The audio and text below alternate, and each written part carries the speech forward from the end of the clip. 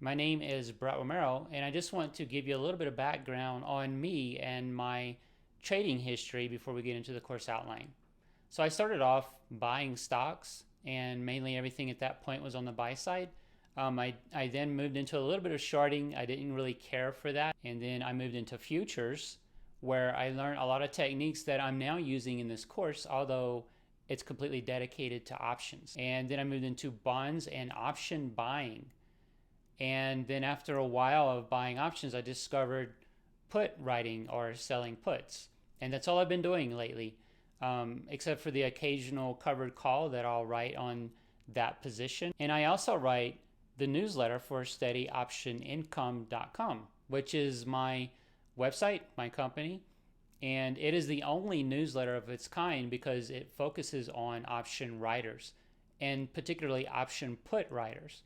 So it's just focused on put writing and gives you a listing of high quality options, meaning they're tied to high quality stocks, and a few parameters for each one so you have an idea about the risk involved, the safety of that option, and also some market commentary.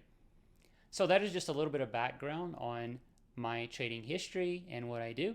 And now we can go ahead and get into the course outline.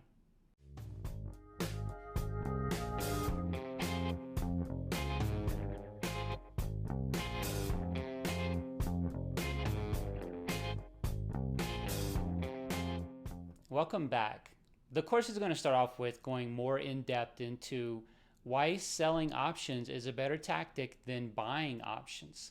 And in particularly, why writing put options or selling put options works so well. It's important to understand this, so we get in depth into why that works. We also look at example trades of how this works in reality. We put it into practice. Then we get into qualifying stocks.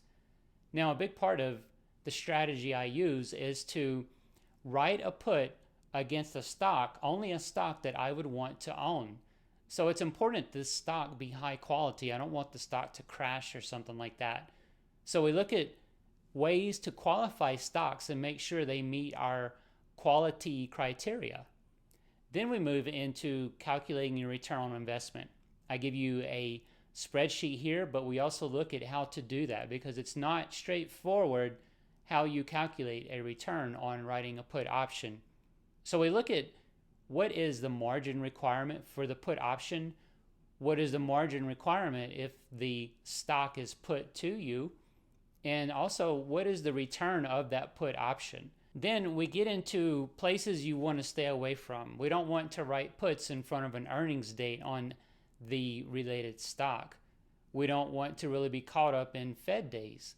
We want to just kind of let those simmer and go by and not try to be very active on those days. So we look at a few different areas to maybe sit on your hands for a little bit.